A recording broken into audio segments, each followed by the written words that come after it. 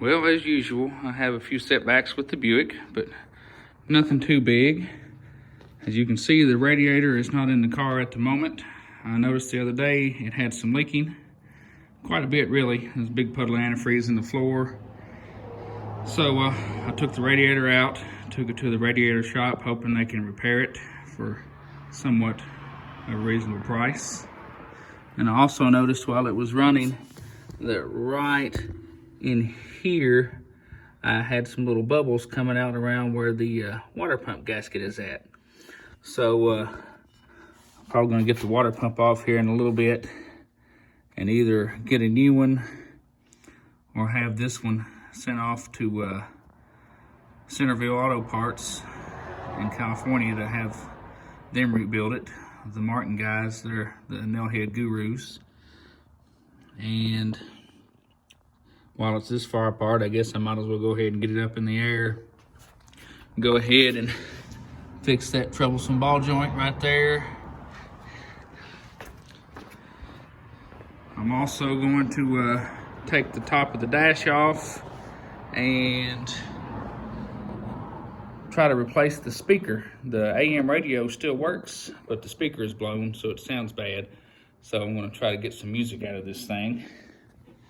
And the rear air ride leaks down over a few days, and I think there's a line, it's up under here somewhere, there's a T-fitting that I remember that line getting a little crud on it, so it's probably just got a little dirt on it. So I'm going to pull that line out eventually and put a new piece of 1/4 inch air line in there so my rear air ride doesn't leak down.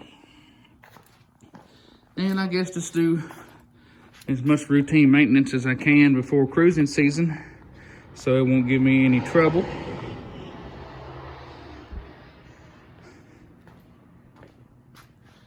Blue possum. And that way I can have a fun summer in the old beauty. 61s, I haven't done anything to it. I'm fretting over how much work I'm gonna have to do to this area, and I can weld, but when it comes to sheet metal, I'm better at burning holes in it than I am welding it, so I'm almost tempted to utilize somebody else's expertise here, fork over some money and just have them do it right.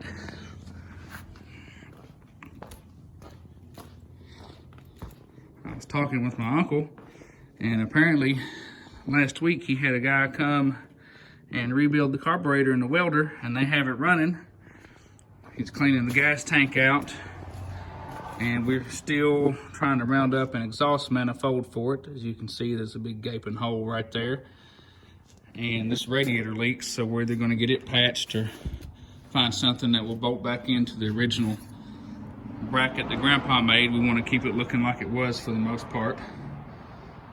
And he also had the Studebaker running again as well.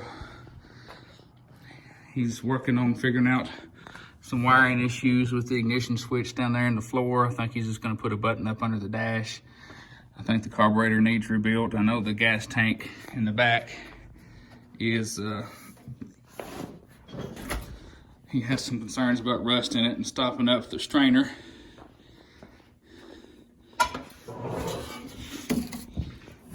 And I believe he was also going to start working on the brakes. He was going to pull the carpet back to get to the brake booster, or the brake master cylinder, and get the car stopping again. I'm sure it'll need wheel cylinders and some lines, but we might see this thing on the road this summer. And then the rest of my day is going to be spent getting the starter out of my riding mower and putting a new one in it so I can mow this year. Until next time, see you later.